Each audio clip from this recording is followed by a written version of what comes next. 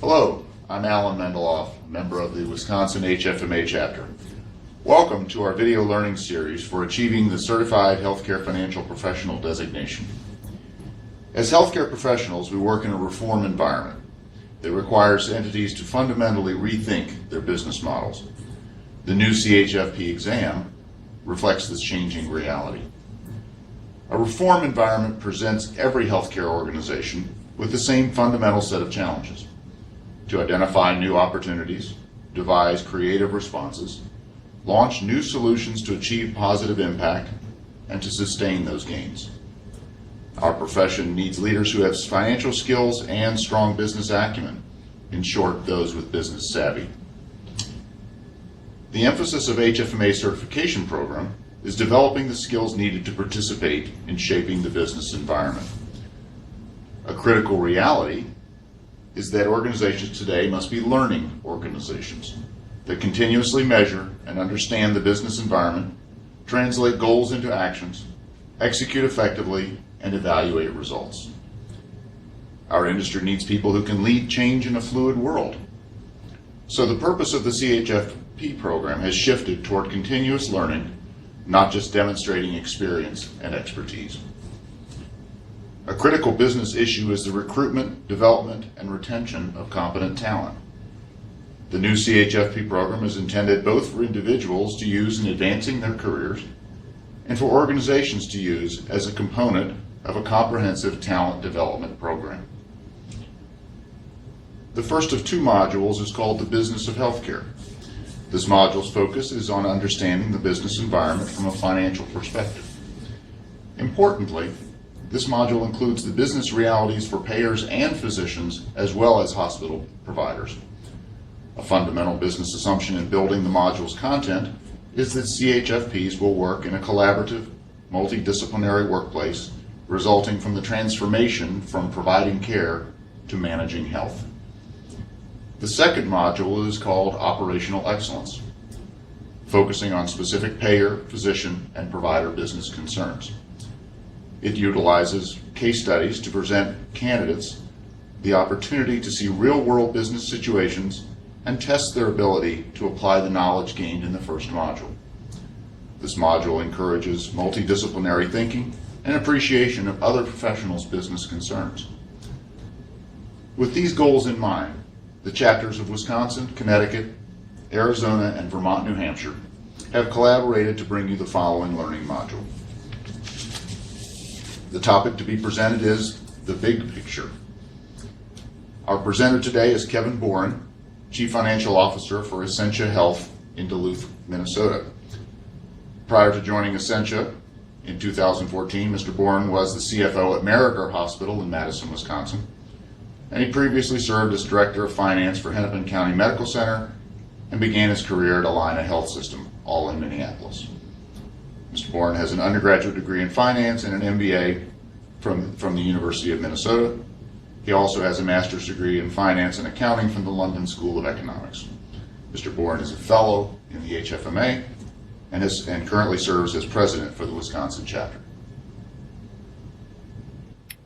Hello everyone, my name is Kevin Boren. I'm going to be talking to you today for Certified Healthcare Finance Professional, Module 1, Business of Healthcare, Course 1, The Big Picture. So thanks for joining us, and thank you, Alan, for that introduction.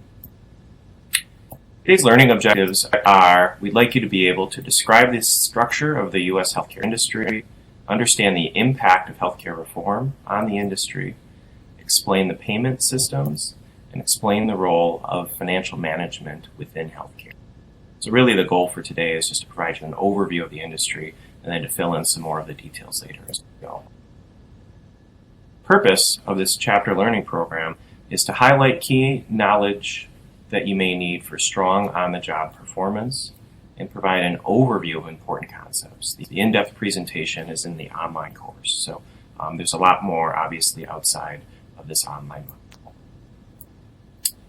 So the big picture of healthcare, obviously we have to start with the patient in the center. So patient can and should be our focus. They receive services and they interact with all the other agents within the healthcare industry. Moving on to some of the other agents within the big picture, insurers take premiums, They pay claims and they manage risk generally. And managing risk is taking claims, paying claims, taking premiums, and then generally they're accountable for risk on the difference between.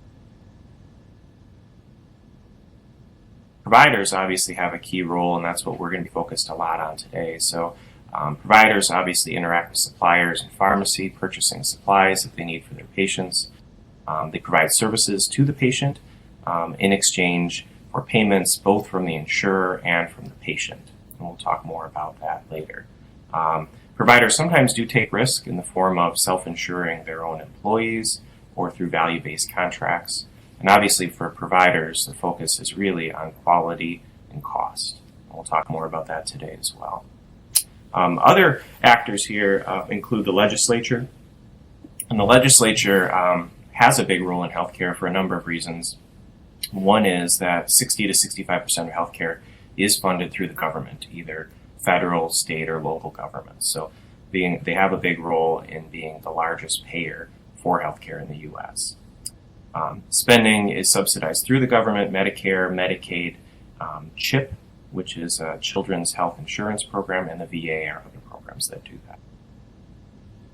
And the regulators are really a body that the legislature uses to regulate how healthcare is provided. So some of the regulators include CMS, and they really focus on safety, quality, payment methods, and administration. Those are kind of pharmacy and suppliers, obviously. Purchase, they provide the goods that are purchased by the hospital, by the clinics, by the providers, and they are also regulated by the regulators in a number of different ways. Regulated for safety, which items are paid for, which items are not paid for, and how they're paid. Are the methods bundled or are they not? So financing the healthcare system, one of the key things is who provides payment, and it's really two parties. It's the patient and the insurer provide payment to the provider. So this is a changing and evolving landscape for a lot of commercial plans. We'll talk about this later. More risk is being shifted to the patient in the form of copay, co-insurance, deductibles. We'll talk about all that later. But the insurer obviously still has a big role here in the payment system, but increasingly the patient is being asked to pay more, and the sum of the two makes up the payment to the provider. Generally, in healthcare, what's done is there's an allowed amount, which is the amount that the insurer and the provider have agreed to in total for the payment.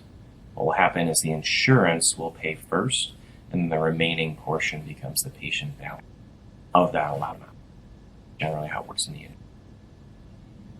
Financing the healthcare system, obviously the key issue here is providing the services to the patient, the provider, and the patient is responsible for that out-of-pocket. As I mentioned, high deductible policies and increasing cost sharing with the patient is a factor in the industry right now.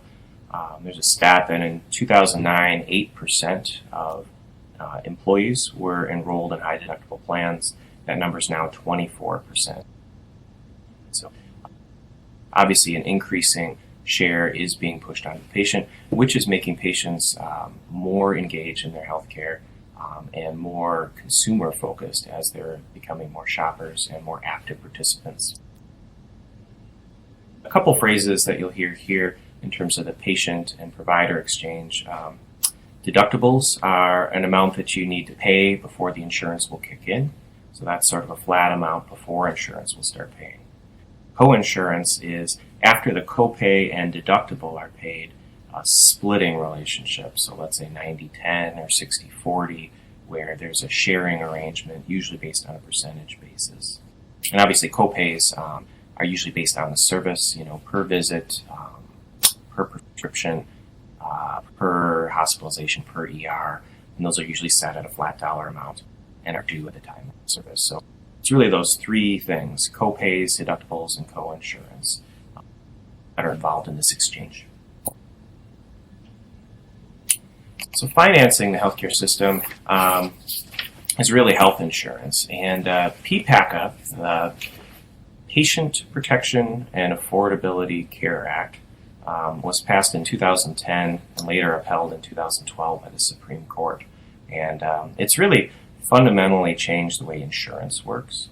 So a look at some of the key roles in terms of insurance and the implementation of the exchange. The exchange, that top item here, is really where consumers shop. It's a government-provided and government-regulated portal where individuals shop for insurance.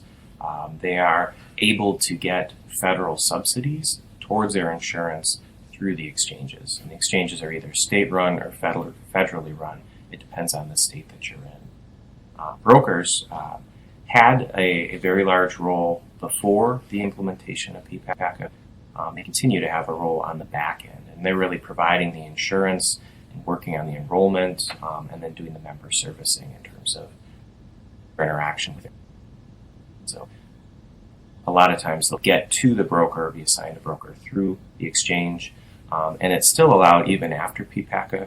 If a patient is not getting subsidies, they can buy a policy directly from them. That portal is still working as it had. Premiums are a set amount that covers the insurance or the estimated claims that patients can get, and that's set in advance. The rating ways that we use for assigning the premiums paid is changed quite a bit with PPACA, and we'll talk about that later. It's set much more on geographies and age, no longer using people's health experience and other health factors. Establish those. We talked about copays. That's really the sharing portion. That's how patients are supposed to contribute towards their care. And then hospitals, really what they're looking for in the implementation of PPACA is an increase in the number of insured individuals, sort of in exchange for some payment reductions. There are a number of payment reductions implemented with PPACA, including disproportionate share and some other hospital payments. Obviously, forms is the last item there, forms and doctors, and those things I think generally work as they have. We're not completely paperless. We're trying to get to paperless in some cases with the exchanges, but forms are still a reality, something that we have to complete and fill out. And then doctors have a key role. Financing the healthcare system and the flow of money for a patient with employer-provided insurance is what we're demonstrating here. Obviously, you start with a patient. From the patient's perspective, as an employee, they're going to be paying premiums to their employer. So usually there's a sharing relationship between the patient, who's an employee, and their employer. They're going to pay some of their health insurance costs. They obviously get wages from their employer. Following it from there, eligibility data is provided from the employer to the insurer, and premiums are paid in that direction as well. The insurer makes the payment to the provider, and then the provider, in order to justify that payment, bill or claim that's valid and has the right fields complete. And then obviously getting back to the patient will get an EOB from the insurer. It's an explanation of benefits. It's just saying what was paid through your insurance and why it was paid. And obviously the patient is going to provide the out-of-pocket dollars necessary for the service and receive the service from the provider. Kind of a complicated system, a couple middlemen, both the employer and the insurer, but it's all set up in order to provide the right services to the patient, hopefully at the right time, in exchange for that out-of-pocket dollars. This is a flow of funds with a patient that would happen to be on Medicare Part A or B. So all workers in the U.S. Pay a Medicare tax, and that goes to CMS.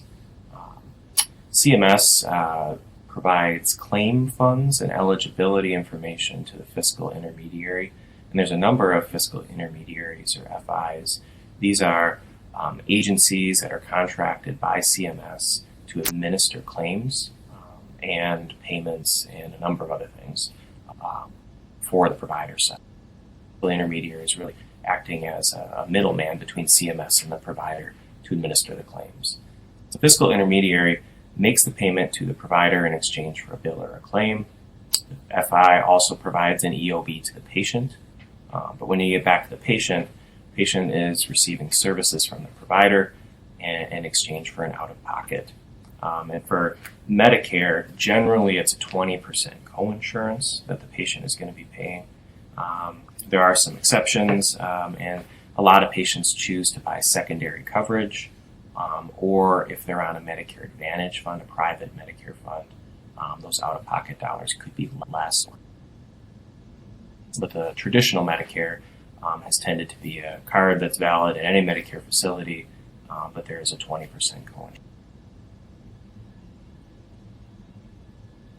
So funding with a Medicaid patient is slightly different in that Medicaid is subsidized by the federal government. So there's a state component, which is the state decides how to administer their Medicaid, what services they cover within reason. There's some guidelines and regulations around that.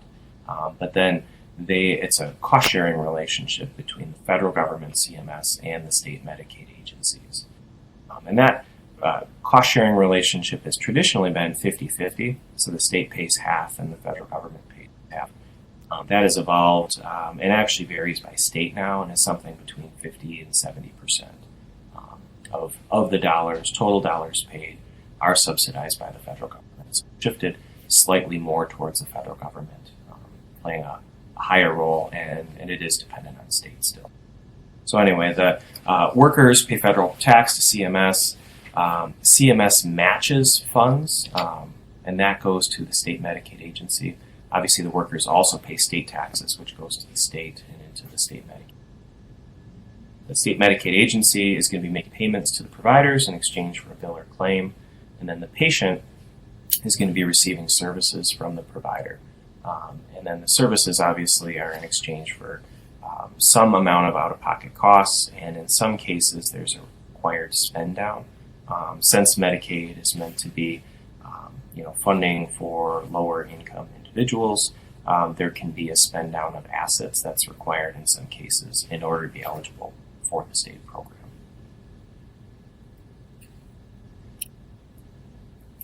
So the changes are really intended to reform the U.S. healthcare system. So some of the goals of PPACA were really to reduce the cost of care, to reduce the number of uninsured, to make it easier for patients and individuals to get their own coverage and purchase policies on their own.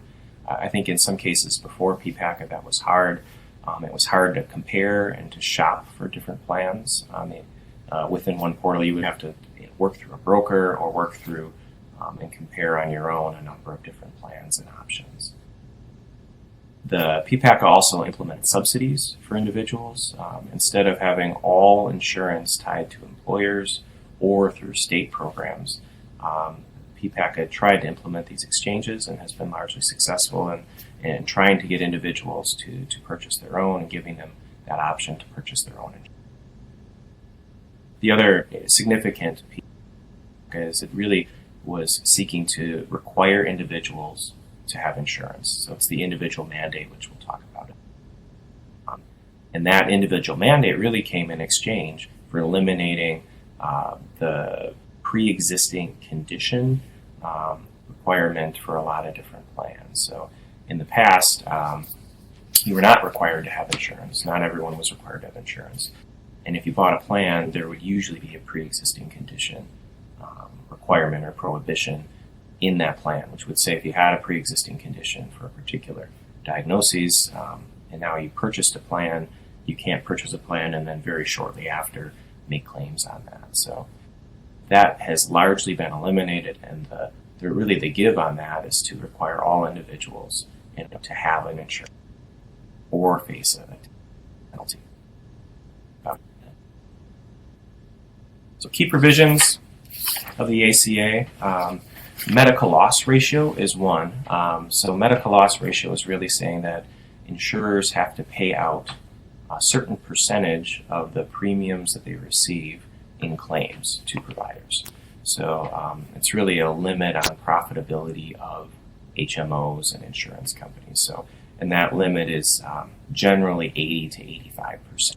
So 80 to 85 cents of the dollar they collect in premium needs to go out in the form of services paid. The individual mandate we talked about just a minute ago. So that's really saying that all individuals must have an insurance policy, either through an employer, through the state, through the federal government, or on their own, or they're going to face a penalty. And that penalty was $95 in 2014, but is increasing to about $695 in 2016, or 2.5% of federal taxable income. So that penalty is increasing, and the goal really there is to get people to buy insurance so that all people are participating in the insurance market. If not all people are participating in the insurance market, we really have a problem with only the risky or least healthy folks buying policies, and then what that would do is increase cost of premium. So really trying to encourage individuals to participate, to have a plan, or else face a penalty. And that was upheld in 2012 by the Insurance exchanges are, as we mentioned earlier, this is the place where people shop for insurance policies.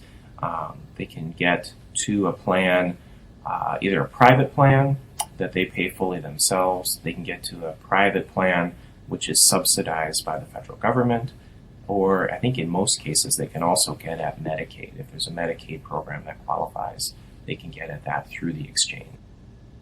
So this has been either a federal administered or state administered. It depends on the state, but this is the place, the portal where people go for insurance. The employer mandate is another requirement that said, in essence, if an employer has over 50 FTEs, or full-time equivalents, people who work full-time, they're going to have to offer insurance to most of their staff, 95% of their staff, or they will have to pay a fee. So this is the other part of the ACA, which is really trying to get employers to continue to participate and be the source of insurance for their employees. There was some concern that if this wasn't implemented, that all employers would sort of cut their employees loose onto the exchange or let them buy their own insurance. That largely hasn't happened yet, and we'll have to see how the ACA goes. But the employer mandate is another important key piece of the ACA, trying to say that employers should provide insurance if they're large enough and they're able to do that. ACOs are another strategy that came along with the ACA, and really this goes under the category of payment innovation, and came through the implementation of CMMI, the Center for Medicare and Medicaid Innovation. And so ACOs are a federal CMS program where providers are assigned up in order to be accountable for the care of patients within their organization. And so generally it's based on a primary care relationship, and if that patient chooses you as a provider to be their provider, you're going to be accountable for their care, accountable both from a quality and cost perspective for the outcomes of the care for those individuals. So it's really starting to flip some of the incentives within the industry, where in the past maybe you had an incentive to provide many services because you're paid on a fee-for-service basis, and every additional service you would do is reimbursed. ACOs are starting to get to a model saying, hey, I want you to be more accountable to outcomes as a provider, and I want you to be accountable to a cost number. And it's usually a cost based on history that you're trying to work towards. And obviously also heavily monitoring quality outcomes. ACOs really fall under the broad category of population health. And this is really, I think, where healthcare is evolving to somewhat. And it's moving towards keeping patients well, or having an incentive to keep patients well, as opposed to just restoring sick patients to health. And it's a fundamental shift, and it's taking place right now to small degrees in just about every provider out there. But organizations are trying to figure out what their strategies are in order to respond to be competitive in a new world where they're not incentivized to provide more volume, and they are incentivized on healthcare outcomes and total cost picture. It really flips a lot of things on its head, and I think is going to end up encouraging more outreach, more outpatient services, and kind of more comprehensive services for patients. It would probably encourage behaviors that could keep patients out of the hospital, as an example, by getting home care, where in the past maybe that home care wasn't reimbursed or wasn't covered the way that, or incentivized maybe the way it could have been. So it's a very interesting time. The population health is going to be where we go with these things. Bundled payments, I would say, is another mechanism that's already being used by CMS. So CMS is rolling out a pilot program in a number of different cities where providers, mostly hospitals, are going to be accountable for a total cost and quality outcome for a joint replacement. And so this is an exciting program where they're going to look at costs not only in the hospital, but also costs in the post-acute setting, and say, I want to look at the total cost of that entire episode, from the time I get a knee replaced or hip replaced all the way through where I'm restored to health. Look at costs, look at quality outcomes in terms of one bundled payment, and then hold leaders accountable to that. So it's going to be a very fascinating time, and bundled payments are one of the innovations that CMS is already using. There's a number of private payers, private insurers who are using this mechanism as well. Triple aim really comes from IHI, and it's three things. So it's quality outcomes, reduced costs, and increased patient satisfaction and safety. So our goal in healthcare is not just to reduce costs, and we'll talk about cost in this module and in others as well, but also we need to be focused on the quality outcomes and increased patient satisfaction. So how the patient perceives and interacts with the provider is important, and that is in fact rewarded or punished by CMS right now through the value-based purchasing program. Really, the triple aim is pretty universally accepted within healthcare providers, and is something that we need to strive for. We need to get the right outcomes at the right cost, and the patient needs to perceive it positively. So even if we're doing the right thing, but we don't treat our patients well, we haven't really achieved what we're looking for. The role of financial management in healthcare organizations we're going to talk about next. So what role does finance play? How do we interact with the organization? What are some of our key roles within healthcare providers? So the finance function, generally the CEO is the top executive, the top full-time executive. They're responsible to the board. They report to a board of directors, and they're responsible for outcomes. Ultimately, they're responsible for outcomes at an organization. The CFO is usually the key or top finance individual, and they really direct the finance staff. So they work on a number of different things we'll talk about, but planning and finance, investments, controls, the financial controllership they're involved in, and usually they're leading the finance staff in supporting the organization's fiduciary responsibilities and trying to safeguard the assets of the organization. The controller is really a key role, either an individual or a role, but this person is really important in terms of ensuring that the financial statements and the accounting is accurate. And financial statements go to a number of key constituencies, especially if an organization is for-profit or has bonds outstanding. What it says in those financial statements really matters. And so the controller has a really key role in making sure that they're making accurate, well thought out, well reasoned, with the right judgments are being applied to those financial statements as they're released and as they're put out into the world. Finance directors and staff really are sort of the boots on the ground in terms of working with operational leaders to accomplish the financial aims of the CFO and the CEO within that organization. So a lot of times they have a very hands-on approach in terms of working with leaders on capital budgets, annual operating budget, working to buy equipment, working on variance analysis, making sure that the organization is executing strategies, investing in the right things, and moving forward. So some of the key financial management activities, accounting and bookkeeping obviously is really key. So we need to keep accurate records. We need to make accurate disclosures. We need to make sure that we are portraying accurately the financial status of an organization. And there's a lot that goes into that. Accountants, bookkeepers, we need to make sure that all the discretionary entries are being made and that we're presenting financials in a timely way and also in an accurate way. Treasury is another function where generally this is cash management and investments. So many providers have large cash reserves and they want to invest those reserves responsibly, but also not lose opportunity with it either. So it's a balance between not sucking all your money in a CD where you wouldn't get any return, but also not going too aggressive in terms of investments that might put an organization in jeopardy. So usually they're looking for a diversified portfolio of assets that fits the requirements of that organization and meets its needs. Inventorying, I would put inventorying and supply chain sort of in the same category. So this is buying the things at the right price, making sure they get to the right place and that they're used in the proper amount.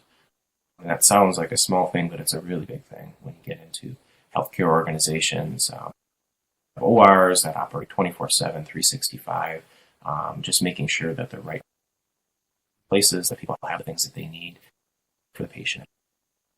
And oh, by the way, we need to do all that at a low cost and try to drive in that area. Budgeting is a key function. So I would put budgeting in two categories. Usually there's a capital budget and there's an operating budget. So capital is for long-term assets. Those are the really big things, usually things over, say, $5,000, $10,000 that have very long-lived lives that you want to depreciate over a period of time. So capital is one piece, and so usually that's a process that you're going through to decide what the top capital needs are and how you're going to allocate those dollars. And then operating is how are we going to spend our money in the next year? So what do our revenues look like? What do our expenses look like? How are we going to balance the two for the financial needs of the organization? Payroll is another important function that many times reports into finance. Payroll, obviously, we need to make sure that people get paid accurately and that we're complying with federal and state laws. We're submitting the data that we need to and the dollars properly to make sure people get paid the right way.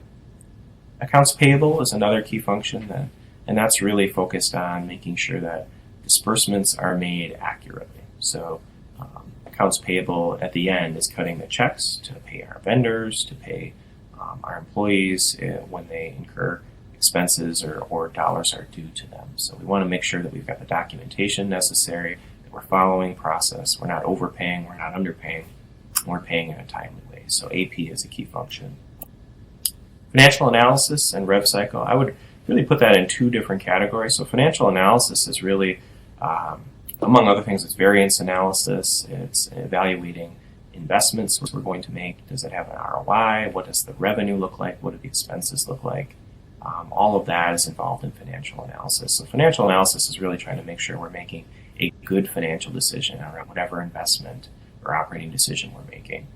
Revenue cycle obviously is another key function, and this is how we get paid at the end of the day. So this is where the cash is collected, and there's a lot of rules, regulations, restrictions, partnering that happen in order to make rev cycle.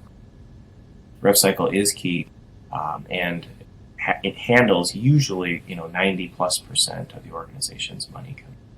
So very key function, very complicated with the billing, regulations, coding restrictions, partnering with payers to make sure that we're being paid accurately for what we're submitted to them. Then insurers also add on another layer, which is claims processing and contract management. So claims processing, they're the other end of that rev cycle for a provider, where they are adjudicating claims, making sure that the payments are going out to the provider in the right amount for the right services. And then contract management is a regular process where they need to establish the rates that they're going to pay to each of the providers for the services. That's a really key. Finance is a strategic function. Finance, I would say, is increasingly strategic. I would say it's always been strategic, but I think it's even more so today.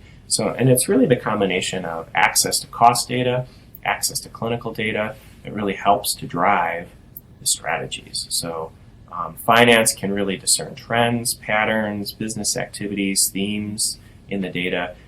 We can see things in the data that a lot of times operations can't. And that gives us a very important role within the organization to put different themes together, to put different trends together, to safeguard our assets by providing appropriate, timely, meaningful data to influence operations. So, I would say as risk continues to increase in the industry, providers are going increasingly at risk for health outcomes and cost information. As we're getting into more accountable care, we're getting into more of these ACO mechanisms.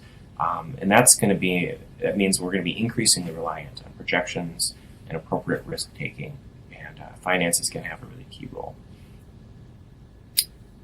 Current pressing issues, just hitting on a couple things that you might hear about within the industry. So value-based purchasing is a program implemented by CMS, which currently has, I think, a 1.75% payment reduction. So CMS pays you about 2% less than you otherwise would get, sort of withholds this, and then redistributes it based on how people pay or how people perform on different measures.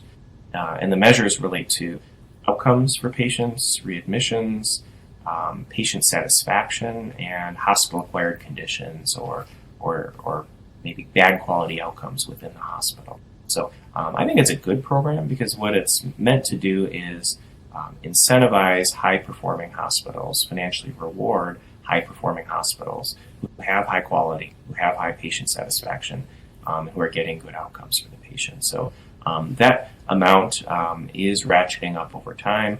And then there's also some penalty programs. So the value-based purchasing is just a redistribution. So the 1.75%, you may lose, or you may lose 0.5% or 1%.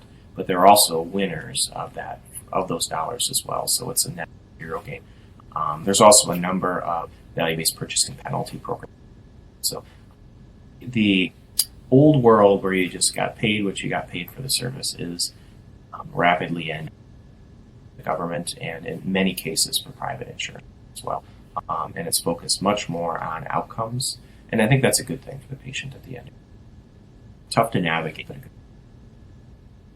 That puts a real pressure on quality measurement and quality improvement. So if your dollars are increasingly tied to quality performance, you really need to understand your current state performance, where you can get to, and the strategies necessary to do that. So quality measurement is really key, and quality departments and partnership between finance and quality departments is really key in order to make this move. The shift from volume to value, we hit on this earlier, and this is really saying in the old world where we got paid fee-for-service, every claim we submitted, we got paid on. That, most people would say, was a focus on volume. So providers, in many cases, are more profitable with higher volumes, and there was no disincentive to discourage volume. So volume just happened the way it sort of happened. I wouldn't say that, I would say most providers were not trying to increase volumes, but they weren't trying to discourage volume. But really we're getting into a shift to being paid for value. So being paid for outcomes, being paid for a total dollar amount for a certain population, which fundamentally shifts a lot of incentives in the healthcare industry. So as I said earlier, you might be incented to do outpatient outreach to patients to try to keep them from coming to the ER, or you might do more programs around congestive heart failure, trying to get patients not to be admitted to the hospital, get the appropriate care that they need in an outpatient setting. All these programs need to have appropriate checks on quality and outcomes for the patient, and they do when you work with CMS and you work with other insurers. But shifting the focus to value is an increasing focus in healthcare, and I think will just continue into the future. And it's good for the patient or the consumer at the end of the day, because I think it's going to force us as providers to look more holistically at how patients get care. Healthcare technology just continues to change and innovate, so it just really depends on the year where the innovation is taking place. Many times technology is expensive and can be disruptive, and it's something that you just need to keep tabs on as a provider or as a participant in the healthcare industry. So, what's coming? How cost effective is it? Some examples would be hepatitis C treatment. So that was a very expensive, good outcome for the patient, but very costly and disruptive from that perspective. Something you need to watch as it comes. Another example might be robotic surgery. We as finance have a role in terms of evaluating the cost effectiveness of different technologies as they come through, as we're spending dollars on what can be in some cases millions of dollars in technology, and trying to make sure that we're making the right choices with those. Access to capital is really key, and that really ties into the technology. So that's one of our roles in finance, is to make sure that our organizations have access to capital. As we've gone through the recession and back out of the recession, things are better now in terms of access to capital, but they may not always be that way. And so we need to make sure that our organizations are being diligent, that they have strong balance sheets and operating performance, so that if they need it, they can get access to capital to either enhance facilities, to buy into technology, and to move the organizations forward.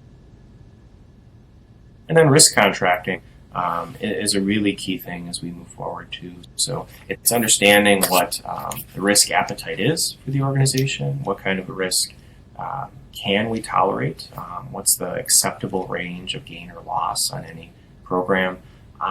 Increasingly, providers and insurers are taking more risk as we move more into population health. So risk contracting with providers, getting the right amount of risk that incentivizes and aligns the incentives is really key, but without being irresponsible or putting the organization at jeopardy. And that's a big thing that we talk about. But that is all for today. So I want to thank you for joining us, and we'll see you next.